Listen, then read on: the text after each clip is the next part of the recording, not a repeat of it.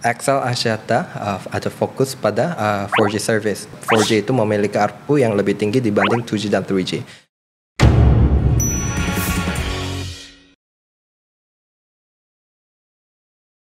Welcome to Superstock.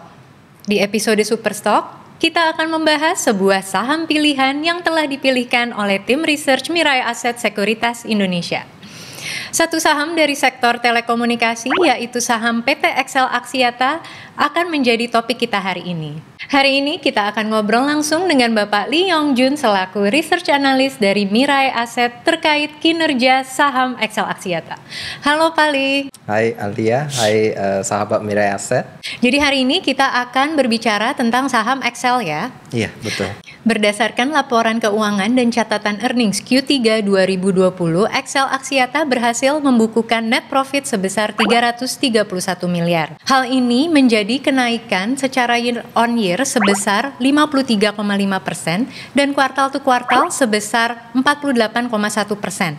Apa strategi bisnis yang diterapkan oleh XL Axiata sehingga mampu mencatatkan kinerja yang positif? XL Axiata ada fokus pada 4G service. Jadi mereka ingin menaikkan kualitas 4G service dan juga untuk menaikkan subscribers pada 4G. Karena 4G itu servisnya mempunyai kecepatan yang lebih besar, maka itu akan bisa menaikkan traffic data yang lebih cepat. Dan juga sekaligus mereka bisa menaikkan ARPU karena 4G itu memiliki ARPU yang lebih tinggi dibanding 2G dan 3G. Maka untuk kuartal 3 ada 3 faktor yang menaikkan net profit yang cukup bagus. Pertama, low base. Jadi sebelumnya per quarter itu net profit margin XL cuma 1-3%, which is sangat rendah dibanding Telkomsel yang sekitar ada di kisaran 15%. Jadi kenaikan margin sedikit saja bisa menaikkan net profit yang cukup tinggi. Kedua adalah cost saving. Jadi dalam masa COVID-19, XL dan bukan cuma XL tapi semua operator berupaya untuk save semua expensesnya untuk membantu kenaikan net profit. Ketiga adalah pendapatan dalam data yang sangat kuat. Jadi dalam masa pandemik ini banyak orang yang mulai memakai internet yang lebih banyak. Jadi pemakaian data traffic naik lebih tinggi dibanding prediksi awal. Jadi ketiga faktor ini membuat net profit yang sangat kuat dengan strategi mereka fokus pada 4G. Nah, tadi dengan pembangunan infrastruktur 4G, apakah hal ini align dengan CAPEX atau capital expenditure yang telah digelontorkan oleh XL sebesar 5,7 triliun hingga Q3 2020 ini? Iya betul, walaupun Excel tidak share detailnya pada capex mereka, tapi kita bisa melihat benchmarknya, yaitu adalah BTS. Walaupun BTS tidak menguasai semua capex yang digunakan oleh Excel, tapi sebagian besar. Dan kalau kita lihat dari 2G, 3G, dan 4G BTS-nya, yang ada kenaikan cuma ada pada 4G saja. Padahal 2G cuma naik sangat sedikit, dan 3G malah turun sedikit dibanding akhir tahun 2019. Jadi dari sini kita bisa melihat mereka fokus pada network kualitas dan juga untuk membuat 4G service ini lebih lebar, bisa digunakan oleh seluruh Indonesia. Memangnya ada jumlah pertambahan berapa unit BTS? Untuk 2G ada sekitar cuma 100 ya, hanya 100. Untuk 3G juga mirip, tapi turun sekitar berapa ratus. Untuk 4G ada tambahan sekitar 12.000. Jadi memang jauh sekali ya. Jauh sekali dan fokus pada 4G saja. Apakah ini salah satu untuk infrastructure development menyambut 5G? Masih dalam 4G ya. Masih dalam 4G ya di Indonesia ini. Baik. Di bulan November ini, indeks MSCI atau yang dikenal sebagai Morgan Stanley Composite Index kembali melakukan rebalancing portofolio. Dan justru saham XL dikeluarkan dari MSCI. Tapi yang terjadi di market, harga saham XL ini justru naik hingga 20%. Apa yang menjadi penggerak harga XL terus naik? Nah, untuk ini saya punya dua jawaban. Pertama untuk MSCI, walaupun ada MSCI rebalancing, harga pergerakan sahamnya tidak begitu mirip dengan rebalancing itu sendiri karena kita punya dua fund yaitu aktif dan pasif. Jadi tergantung strategi fund manager masing-masing, kadang bergerak sama, kadang bergerak beda. Kemudian untuk jawaban kedua, katalis untuk harga saham yang naik sangat pesat adalah saya bisa mau kasih tahu bahwa sekarang kita di masa growth driven market. Itu kalau saya sedikit menjelaskan tentang ini, ada dua hal yang membuat harga saham naik, yaitu pertama likuiditas dan kedua adalah pertumbuhan. Jadi kalau kita melihat di Maret ya, setelah ada penurunan harga saham yang sangat besar, kita juga menyaksikan bahwa harga saham itu naik sangat pesat juga. Itu terjadi bukan cuma di Indonesia tapi di Amerika dan seluruh negara. Dan itu didorong oleh likuiditas. Jadi waktu itu pemerintah dan juga central bank memberi uang inject money yang sangat luar biasa. Mereka kasih likuiditas pada saham. Jadi kalau ada likuiditas, uang itu akan mengalir ke pasar modal dan itu akan membuat harga saham naik, dan karena uang itu terlalu banyak itu membuat suku bunga turun dan juga nilai mata uang turun dan membuat harga emas naik, dan itu yang terjadi sampai November. Tapi kalau kita melihat setelah ada US election, ada berita yang sangat menarik di hari Senin setelah minggu kedepannya US election, yaitu ada berita tentang Pfizer vaksinnya. Jadi dengan adanya berita vaksin ini, investor-investor mulai memikirkan pertumbuhan. Kalau jadi ada gain of confidence ya untuk back into the market ya. Iya betul. Jadi dengan ada vaksin kita bisa menjadi normal, kembali ke daily life, dan itu akan membuat pertumbuhan. Dan jika kita bisa melihat pertumbuhan, jadi investor mulai masukkan uang karena mereka berpikir dengan ekonomi normal, dengan pertumbuhan ekonomi, mereka bisa melihat pertumbuhan pada perusahaan juga, dan itu yang membuat harga saham naik. Kalau jika itu terjadi agak beda dengan likuiditas, pertumbuhan naik, harga saham naik, nilai mata uang menjadi lebih kuat dan harga emas turun, dan at the same time bunga naik juga, dan itu terjadi pas sekali di Amerika dan juga di Indonesia. Itu yang terjadi pada November ini. Iya, November second week, dan waktu itulah kita melihat harga Excel naik. Jadi there is no correlation yang erat banget sih ya antara MSCI dengan pergerakan saham XL. Iya betul. Salah satu isi dari Omnibus Law ini mengatur persaingan yang sehat di sektor telekomunikasi di Indonesia, yaitu mengatur tarif batas bawah dan tarif batas atas. Bagaimana hal ini mempengaruhi kinerja XL di kedepannya? Saya melihat Excel akan mendapat dampak positif pada regulasi ini, karena harga ini kami melihat akan diset di harga yang sangat rasional, artinya tidak terlalu tinggi dan tidak terlalu rendah, karena ini purpose-nya ada pada membuat industri sangat healthy. Tapi dengan harga batas ini tidak bisa membuat semua operator senang, karena pasti ada winner dan loser-nya. Dan kami melihat yang winner adalah Telkomsel dan juga Excel, karena jika harganya membuat sama di harga yang sangat affordable untuk consumer, maka konsumen-konsumen itu atau subscriber ingin memilih produk dengan kualitas yang lebih bagus.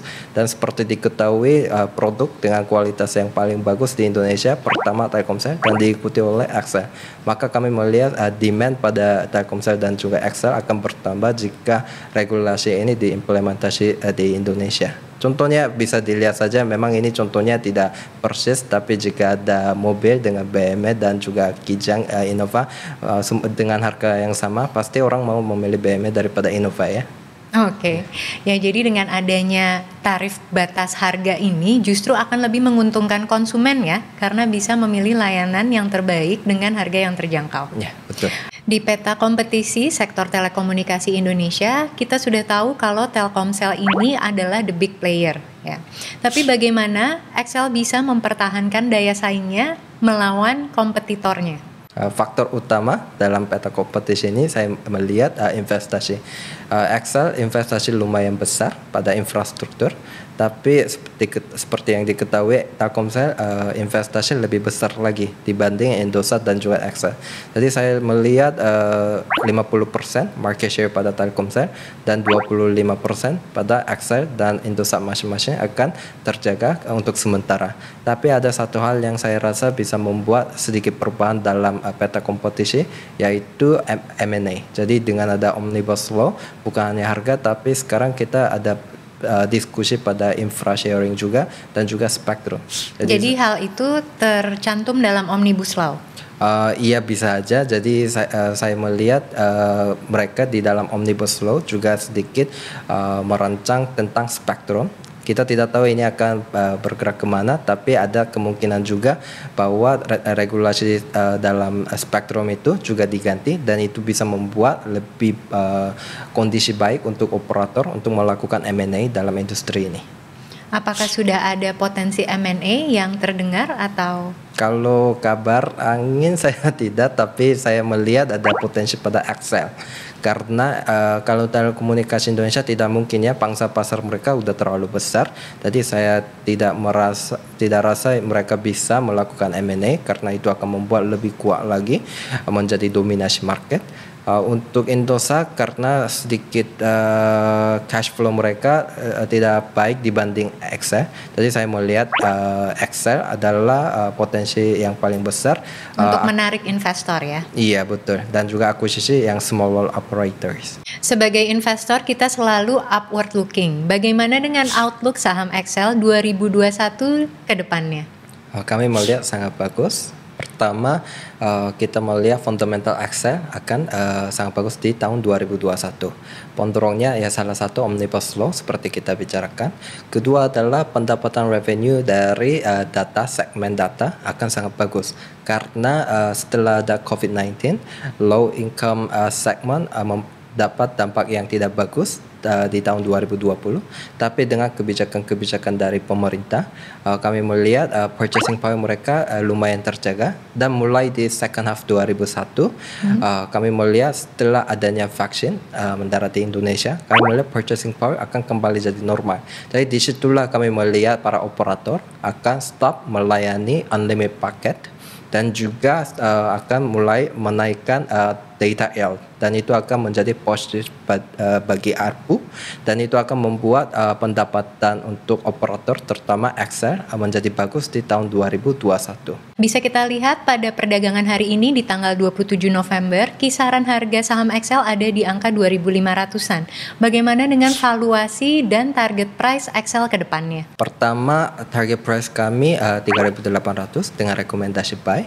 Oke, jadi upside gain-nya ini masih tinggi sekali ya? Iya, masih tinggi sekali karena kami melihat mereka sekarang diperdagangkan di valuasi multiple yang lumayan murah.